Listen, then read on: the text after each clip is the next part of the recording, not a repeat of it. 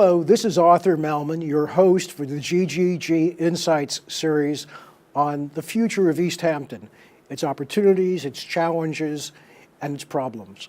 Today, our guest is Paul Fiondella, who I would probably say is usually one of the smartest guys in the room on almost any topic he's talking about, and one of the most prepared. But today we're going to ask Paul to really focus in on senior, older people in East Hampton. But Paul, why don't you just give everybody a couple of seconds on your background? Obviously, you can't do better than what I just said about you. So, well, I think the thing you need to know is I've lived in East Hampton for 32 years, and my background is in computer technology. I used to run a software program company and developed computer graphics software. So that's, my background is technical, but I'm always looking at things as a system, and I look at this in the same way. And some things, of course, you can just spot very quickly when you look at some data, and that's the area that, I focused on most of my career, is looking at data. Now, you have a chart for us today that will go up on the screen in a second, and maybe you can tell us a little bit about this. It's kind of a simple chart, but very revealing. Yes, this chart is what caught our attention. It caught my attention. This is the 2010 census, and what this graph shows is the percentage of the population in each 5-year age group, going from here to there. Those are the age groups, and as you can see, there's a brown, kind of a brown reddish line, and there's a green bluish line. The green bluish line are the population averages for the United States, and the brown reddish line shows East Hampton. And as you can see, East Hampton, there's a gap between the national averages and East Hampton as you get to the older age group. Above the age of 45 in 2010, we had a greater percentage of our population being older. And as you can see, between these two vertical lines, that is the post-World War II baby boomers.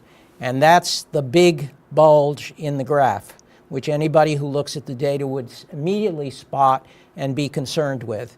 Because this tells you that not only do you have an older population than the national average, but you have a real increase in your population in that older group taking place. At this time, 17% of East Hampton's population was over 65. It's now up to 24% as of 2016. It will probably get as high as 35%, if not higher. So you've got a huge percentage of the population being over 65, and more coming. We're only 8 years into the baby boom. We've got another, what, 12? Another number 16, 14, something like that. The other side of this graph that caught my attention, Paul, is the green side.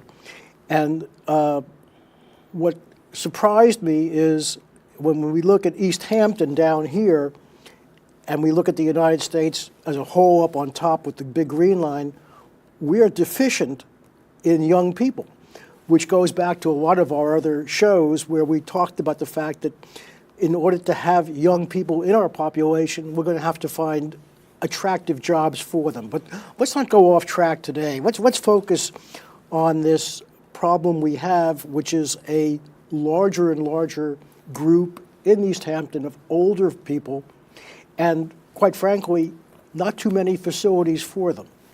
Yes, the thing that I would say to anybody watching this show is think back to when, if you're in this age group, think back to when you were in grammar school or high school, and think about what happened in the 1950s and 1960s and how many schools were built, brand new schools, to handle the huge increase of baby boomers going into the education system.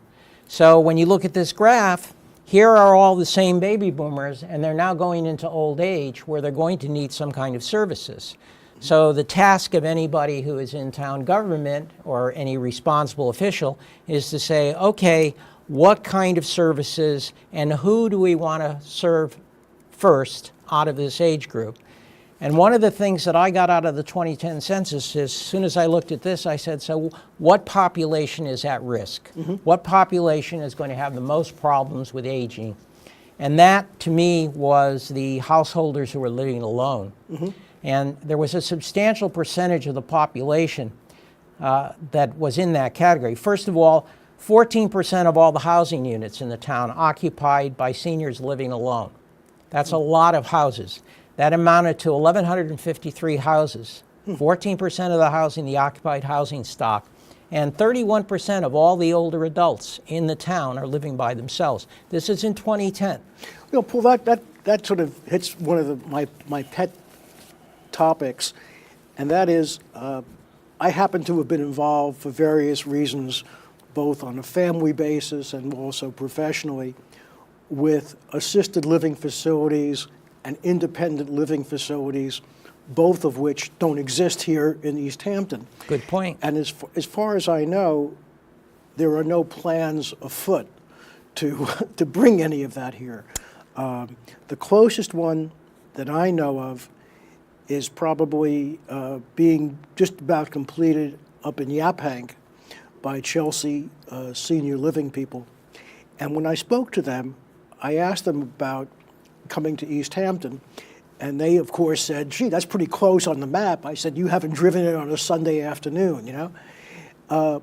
But what they said, in order to attract a company like theirs, I'm using them generically,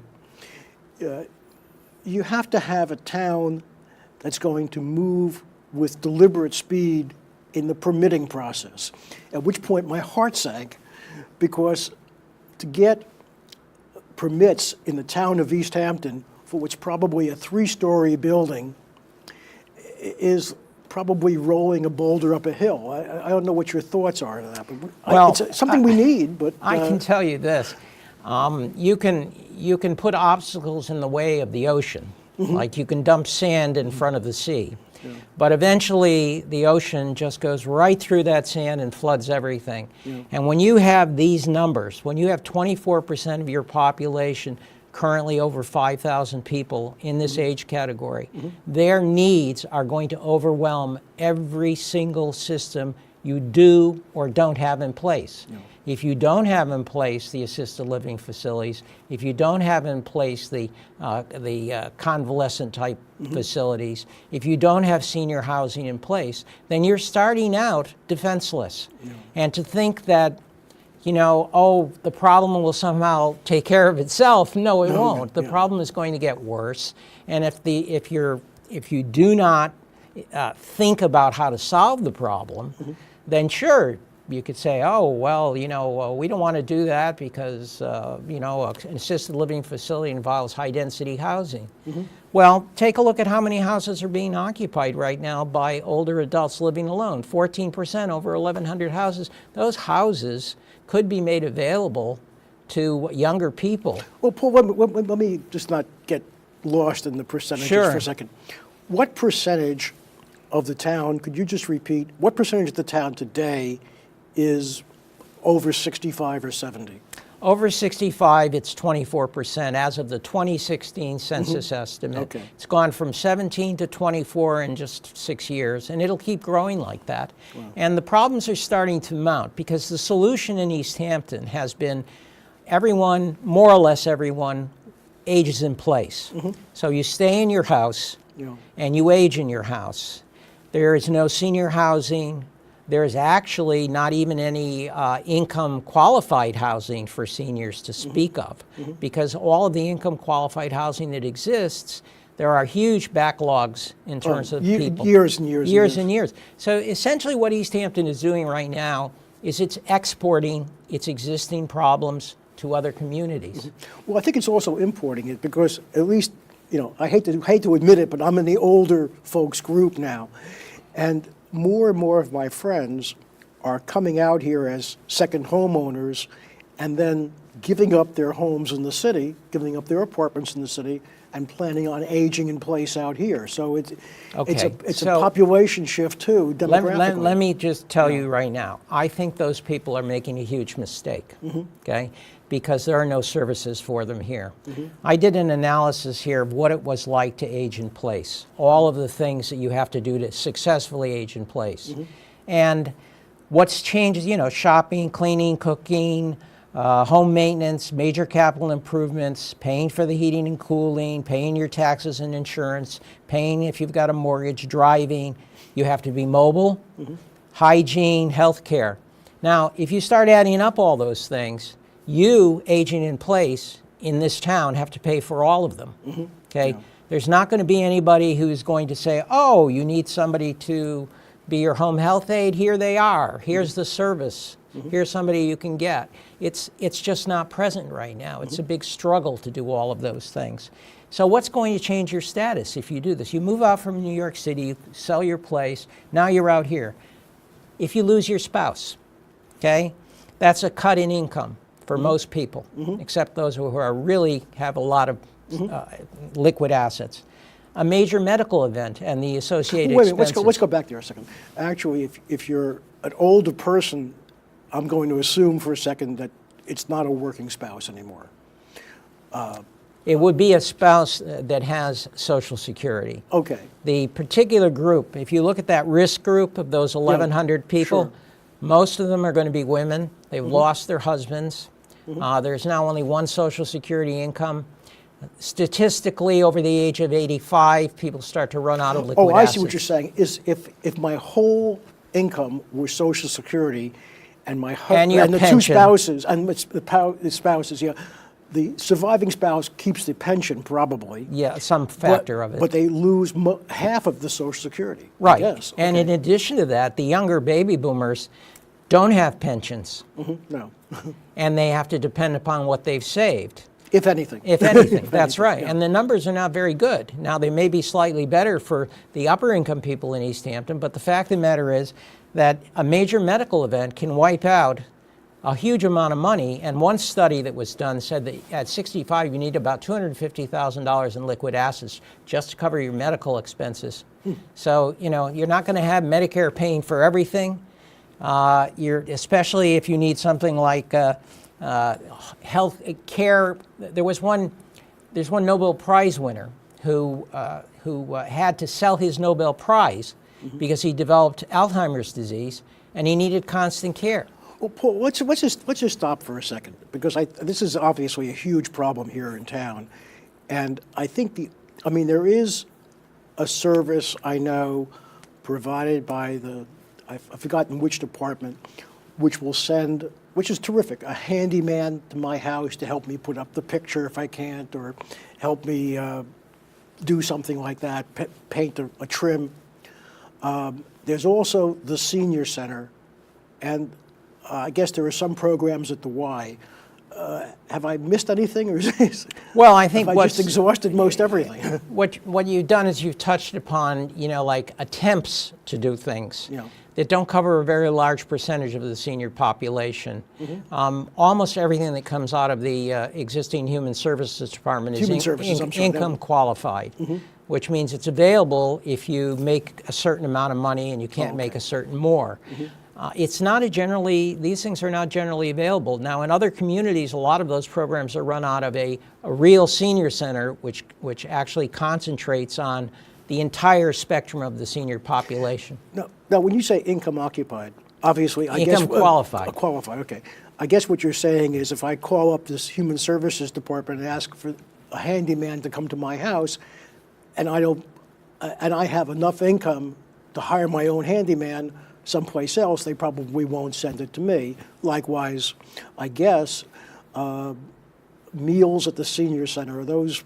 The meals at the senior center are open to any senior, but I think when you start to talk about the limited range of services we have available, it's not like, we have a huge core of people sitting there ready to come and climb a ladder and clean your windows. Sure. It's going to be... I think it's one person, actually. Well, so there you go. I mean, the thing is that it's not like you have these services generally available to the senior population. Most seniors are on their own. Once you are aging in place and you own your home, you're pretty much responsible for taking care of that home. Well, Paul, let's just look at the town.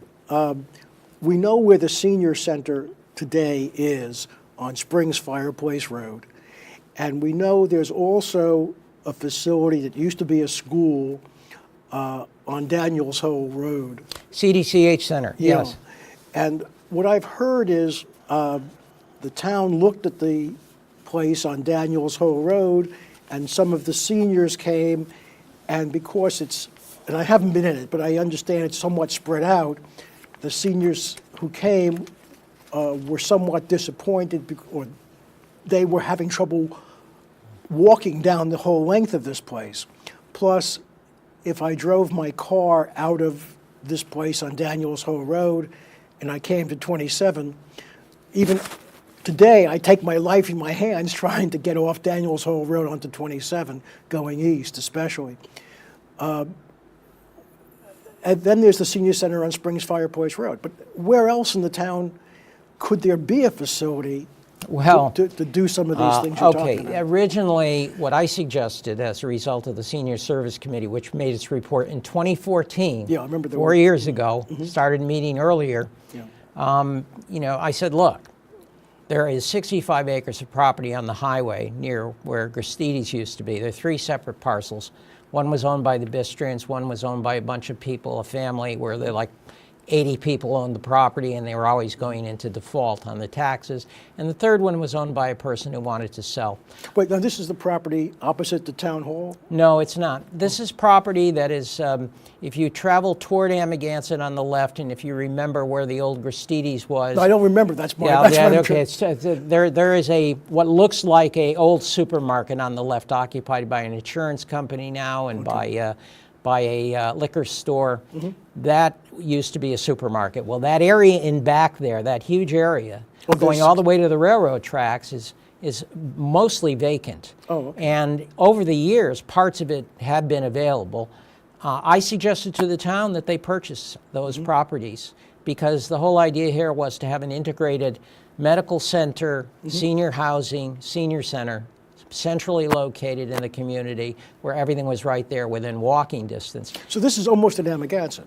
It is almost in Amagansett, yes, but it's not quite. It has access from Amagansett and from East Hampton and from Springs. Actually, there are roads in every direction. Plus, it backs up against the railroad tracks. But, you know, it's almost futile to talk about this because, you see, these are opportunities that have been presented to the town, and then because of the quality of the leadership in town hall, it just falls through the cracks and we don't do it. And then we get stuck, you know, later on with the same problem. So if you want to look at what the real situation is, this is hypothetical, unless, you know, Teddy Roosevelt comes back and decides he's going to solve our problems for us. The reality is we have a choice between the CDCH Center, which is already built. There was a report in 2016 that was done by the town, said that it would be perfectly adequate for a senior center. It has 22,000 square feet, which is far more than the senior center proposed to be built. The senior center we have today has how many square feet offhand? I think it's somewhere in the 8,000 square And foot the new one that category. they're proposing now is about 18,000? I think they cut it back. Oh, but okay. the problems with the design of the new one, there are several problems here. One is they're going to bulldoze a park. That's called alienation. They need an act of the New York State Legislature to do that. That'll take 2 to 3 years minimum. There are all kinds of hurdles and obstacles. It was a really, really foolish thing to select that site for a senior center. But around that senior center, though, there are also some relatively undeveloped areas, woodlands and stuff like that. Not really. Really? Not really. So you couldn't expand the footprint? I asked, and we asked at the committee, no, not really. You can't expand that site. That's why their plan was, or you know, I hope it still isn't, is to bulldoze the park, build a new facility on the park, and then bulldoze the existing facility and use it as a parking lot. The problem is that it is not going to be a real senior center, not in any sense of any ones that I've looked at. I've looked at 4 of them in detail. Yeah. It's too small. It will have too few services. It will have too few rooms. You won't be able to have any cultural or educational activities there. And in point of fact, it's really just getting the Human Services Department out of the trailers they're in and putting them into a real building. And I suggested to the town the better way to do that would be digitize all these documents you've got taking up all the space on Pantico Place in the office complex there and move them there.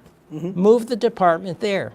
The Human Services Department is a referral department. They don't actually provide services. Well, don't they provide some services like cooking lunch and organizing transport and things like that? Yeah, there are actually, yes, those things do happen, but they're actually done by separate people from the human services people. In other words, you have like departments and sub-departments. Yeah. So you could pick up the whole transportation department and you can move it to the school transportation site next to the dump if you wanted to. Yeah. I wouldn't suggest it, but the point is these sub-departments function on their own. Okay. You have the sort of the, it's all under the umbrella of the Human Services Department, but it doesn't depend upon the Human Services Director. One other argument I heard against CDC, the place on Daniels Hill Road, is a lot of the people who use the current senior center don't want to go over there. That's what is known as anecdotal evidence. You know, Okay. it's like, I don't like peas. You know, so, okay, we're taking peas off the menu for the cafeteria today just because you don't like peas. Yeah. I mean, you got to look at some facts. And that's what that report in 2016 did. And it said that for $500,000, that whole building could be put into complete working order. Another $1.4 million to add the equivalent of, the eating and the cooking facilities. So you're talking about $2.5 million. $2 million. $2 million versus what I think is being spoken about for the new smaller senior Much center smaller. is about $8 million. Yeah, exactly. So you just have the cost of purchasing the building. That building was in working order in 2016. The idea that the town would just sit around and watch it deteriorate like they're doing with the old town hall and not make use of that when they have all these senior needs, to me, I can't find a rational reason for it. Paul, using your example of peas, we've heard anecdotally that the seniors who use the senior center don't want to go to CDC. That's fine, Now- because you need more than one center. Okay. Let's talk about what a senior community center would do and what the existing center does. Okay.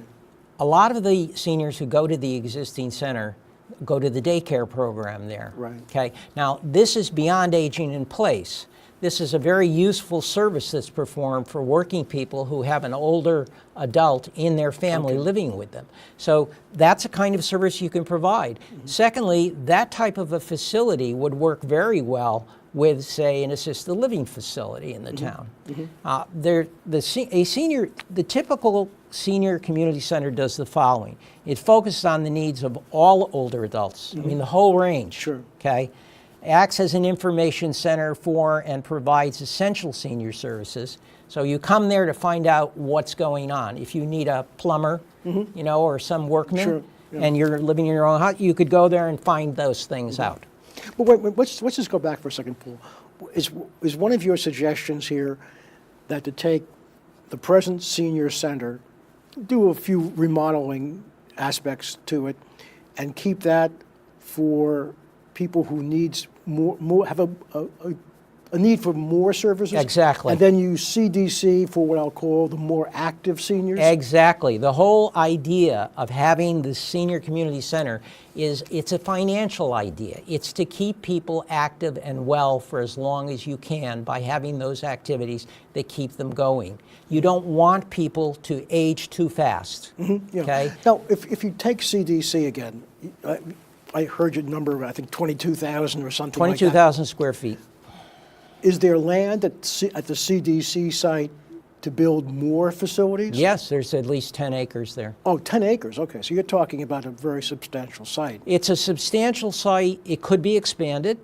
The problem is that, as I say, if we went back 10 years, if we went to 2012 even, and the town said, yes, we have a commitment to buying the land that's needed, or if I've talked to Fred Thiel about this, let's use CPF funds for this Sure. type of purpose. I mean, if you acquired the land, the idea would be to put the hospital facility, senior housing, and a senior center all in the same place. We can't do that, so then what can we do now? Yeah. And all we can do now is take the CDCH center or wait until an inadequate center is Well, built. if you have 10 acres, you could theoretically build an assisted living facility, but as a practical matter, the assisted living facility operator wouldn't want to be located there because he has, or she, has very minimal visibility. They only need about 3 or 4 acres, so there's enough land around there. I've suggested, and I went before the town board a couple of weeks ago and suggested when they were looking at their revisions to the comprehensive plan,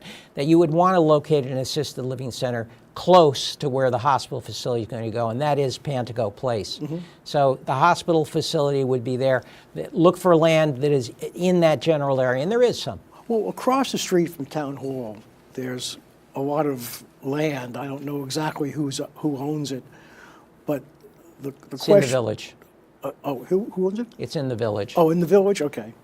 There is land there. If you wanted to build an assisted living facility, if the town were committed to doing this, Yeah. frankly, the town site itself part of it could be used. There's about 5 acres across from the a little farther down, across from Cross Highway, that's also been available for years. They were going to build the A&P there. Well, I guess one of the problems is, and you said it, and the operators say it too.